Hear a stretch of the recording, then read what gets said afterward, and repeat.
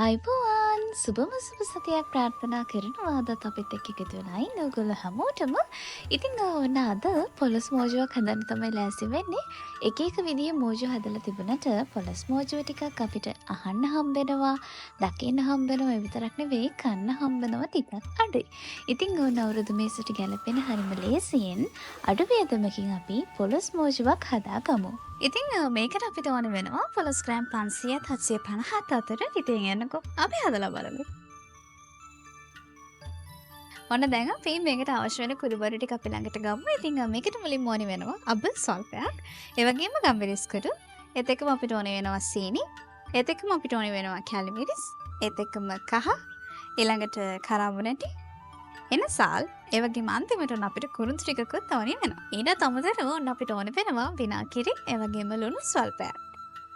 ඉතින් ඊළඟට අපි පොලොස් මෝජුවට ගැලපෙන විදිහට පොලොස් ටික කපා ගන්න ඕනේ. මෙතනදී හරිම පරිස්සමින් අත්වල කොහොල ගාගන්නේ නැතුව shopping board එකෙත් කොහොල ගාගන්නේ නැතුව පරිස්සම් කරගන්න විදිහක් මම ඔයගලන්ට කියලා දෙන්නම්. ඉතින් ඒකට කොටම කලින් ඔන්න මම මැටි කෝප දෙකකට මේ විදිහට වතුර පුරව ගත්තා. ඊළඟට අපි පොලොස් කපන්න යන පිහියේ තෙල් ටිකක් ගාගෙන මෙන්න මේ වගේ මෝජුවට ගැලපෙන විදිහට හරිම ලේසියෙන් අපිට පුළුවන් පරිස්සමට මේ ටික කපා ගන්න. පොලොස් ගෙඩිය කිරිටක යවා ගන්න මෙන්න මේ වගේ පස්සර කොලයක් තෙමලා හොඳට වටේ පිහදා ගන්න. ඉතින් පොලොස් වල ගුණ මම අමුතුවෙන් කියන්න ඕනේ නැහැ. ඕන කෙනෙක් ඇගේ ලේ වඩවන ඊටම හොඳ ශක්තිජනක කෑමක් තමයි පොලොස් කියලා කියන්නේ. ඉතින් ගම්බේ නම් හැමතැනම වගේ පොලොස් ඔයගලන්ට දකින්න පුළුවන්. ඉතින් අනිවාර්යයෙන්ම හදන්න මොකද හරිම ලේසියෙන් අපිට හොයාගන්න පුළුවන්. ගුණදායි කෑමක් තමයි පොලොස් කියලා කියන්නේ. ඒ විතරක් නෙවෙයි පොලොස් වලින් හදන්න පුළුවන් කෑම ජාති ගොඩාක් තියෙනවා. පොලොස් ටික කපනකොට මෙන්න මේ වගේ හීනියට පැතිරියට කපා ගන්න. මොකද ඉස්සරහට අපිට මේ පොලොස් ටික බැද ගන්න වෙනවා. ඉතින් බැදනකොට ඊටාම ඉක්මනින් බැද ගන්න නම් ඔයගොල්ලෝ මෙන්න මේ විදිහට හීනියට කපා ගන්න. ඉතින් මේ පොලොස් මෝජුව කියලා කියන්නේ තන්නේ ඒ වගේ පොලොස් වලින් හදන්න පුළුවන් එක එච්චර ජනප්‍රිය නැති කෑමක් විතරයි.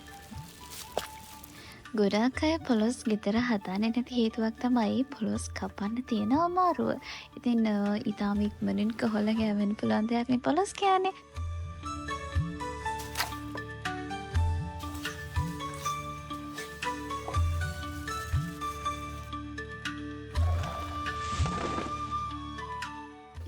පොලොස් ටික හොඳට වේලා ගත්තට පස්සේ අපි ඊළඟට මේ ටික පදම් කරගන්න ඕනේ. ඒකට අපි පාවිච්චි කරමු කහ ටිකක්, ඒ වගේම ලුණු ස්වල්පයක් හොඳට එකතු කරලා පොලොස් ටිකේ මේ ටික අත ගාලා වෙනම පැත්තකින් තියලා තියාගන්න ඕනේ. ඊළඟට අපිට ඕනි වෙනවා පොඩි ලුණු. ඒ වගේම මිරිස් කරල් 15ක්. සුදු ලුණු ගෙඩියක්. ඒ වගේම රම්පේ සහ කරපිංචා. අපි දැන් මේ ටික හොඳට හොදලා සුද්ධ කරගමු. ඊළඟට අපිට තියෙන කපා ගන්න මම කියනවා කොහොමද මේවා එකින් එක කපා ගන්න ඕනේ කියලා. ඊළඟට ඔන්න අපිට වැඩි දෙයක් නැහැ. මේ ටික හොඳට හොදගන්න තමයි තියෙන්නේ.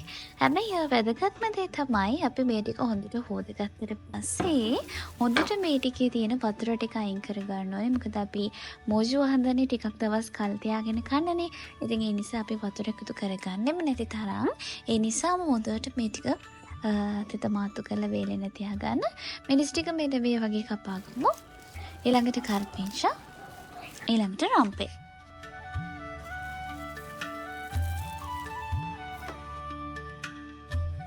ඔන්න දැන් අපි අබ ටික කොටා ගමු. මෙතනදී ඔයගලන්ට පුළුවන් පිරිස් ගල පාවිච්චි කරන්න. එහෙම නැත්නම් අද මම කරනවා වගේ අබ ටික කොටා ගන්න උනත් පුළුවන්. එහෙම නැත්නම් ඔයගලන්ට බ්ලෙන්ඩර් එකක් තියෙනවා නම් මේ වෙලාවේදී අබ ටික හොඳට බ්ලෙන්ඩ් කරගන්නත් පුළුවන්. ඊළඟට අපි අබ ටික මෙතන මේ වගේ කොටා ගන්නවා. මෙතනදී හරිම දේ තමයි ගලේ අබර ගන්න එක. හැබැයි මම ඔයගලන්ට තවත් මේ වැඩි ලේසි කරගන්න විදිහක් තමයි මේ කියන්නේ. මේ විදිහට කොටා ගන්න පුළුවන්. නැත්නම් ඔයගලන්ට මම කිව්වත් වගේ බ්ලෙන්ඩර් එකක් පාවිච්චි කරන්නත් පුළුවන්.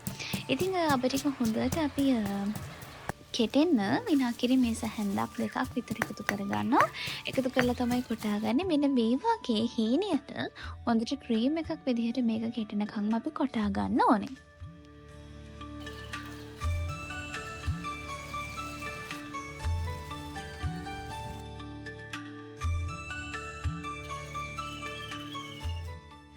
ඔන්න මම දැන් හදන්නේ තාච්චියක් ලිපේ තියලා හොඳට ගැඹුරට තෙල් දාලා මේ ඔක්කොම ටික හොඳට බැද ගන්න එක.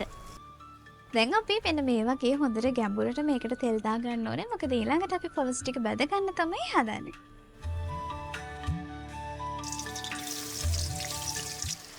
පොලොස් ටික අපි මෙන්න මේ වගේ ලාවට රන්වන් පාට වෙනකම් බැද ගන්න ඕනේ. මේක ගොඩාක් වෙලා බැද ගන්න එපා. එහෙම වුණොත් කර රහක් එනවා.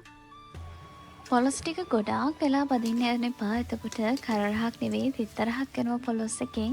ඒ නිසා ලාවට රන්වන් පාට වෙනකම් බැදගත්තම හොඳටම ඇති.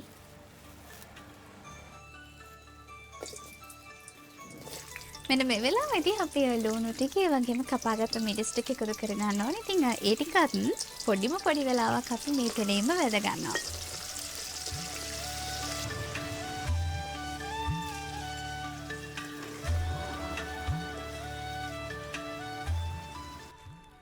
ඔන්න දැන් තමයි අපි අපේ පොලොස් මෝජුව හරියටම හදාගන්න යන්නේ. තෙල් ටිකක් විතරයි අපිට මේකට ඕනේ වෙන්නේ. තෙල් ටිකක් විතරක් එකතු කරගන්න බොහොම පොඩ්ඩක්. ඊළඟට ඒකටම සුදුලුණු බික් ටික දාලා හොඳට බැද ගන්න ඕනේ ලාවට. ඉතින් ඊළඟට අපි එකතු කරගමු රප්පේ කරලක්. ඒකත් එකතු කරලා ඊළඟට අපිට පුළුවන් කුරුඳු පොත්තක් එකතු කරගන්න. ඊළඟට අපි එනසල් කරාබනටි කිහිපයක් මේකට එකතු කරගමු. ඊළඟට අපි එකතු කරනවා කෑලි මිරිස් දෙහැටි දෙකක්. ඒ වගේම අපිට පුළුවන් අන්තිමේදී කොටාගත්ත අබ ටික මේකට එකතු කරගන්න. මේකට අපිට ගොඩාක් ලොකු ගින්දරක් අවශ්‍ය වෙන්නේ නැහැ. මද ගින්දරක් තිබුණම හොඳටම ඇති. ඉතින් මං කිව්වත් වගේ අපි මේක මද ගින්දරේ තමයි කරන්න ඕනේ. ඊළඟට අපි මේකට එකතු කරගන්නවා කහ කොඩු තෙහෙදි කාලක්. ඒ වගේම ගම්බිරිස් තෙහෙදි භාගයක්. එතකම අපි අවශ්‍ය ප්‍රමාණයට ලුණු ටිකක් එකතු කරගන්න ඕනේ.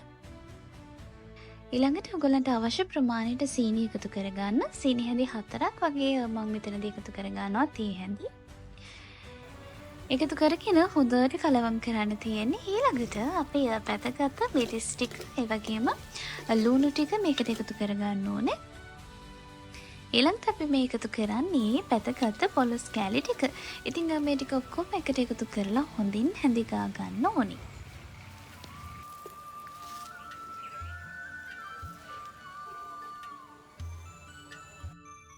ඔන්න දැන් අපි මේක ලිපෙන් බාගමු. ඉතින් ඔන්න ඔය විදිහට තමයි හරිම ලේසියෙන් හදාගන්න පුළුවන් පොලොස් මෝජුව හදන හැටි අපි ඔයගලන්ට කියලා දුන්නේ. ඉතින් නැවතත් මතක් කරනවා අර පොලොස් ටික පදිනකොට කර වෙනකන් වැද ගන්න එපා. ලාවට රන්වන් පාට වෙනකොට අපි මේක ලිපෙන් බා ගන්න ඕනේ. මොකද එහෙම නැත්නම් කර රහක් අපේ මෝජුවට එකතු වෙන නිසා. ඉතින් අනිවාර්යෙන් මොන හදලා බලලා අවුරුදු කෑම මේසෙට තියලා රස කොහොමද කියලා අපිට කියලා වන්නත් අමතක කරන්න එපා.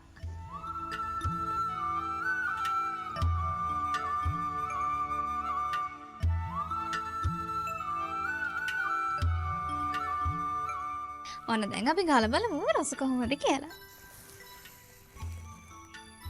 ඔන්න ඔය විදිහට තමයි ගමේ රසට අපි පොලොස් මෝජුව හදන විදිහ ඔයගලට කියලා දුන්නේ. ඉතින් අනිවාර්යෙන්ම හදලා බලන්න මේ අවුරුදු කාලෙට හරියටම ගැලපෙන කෑමක් තමයි මේක.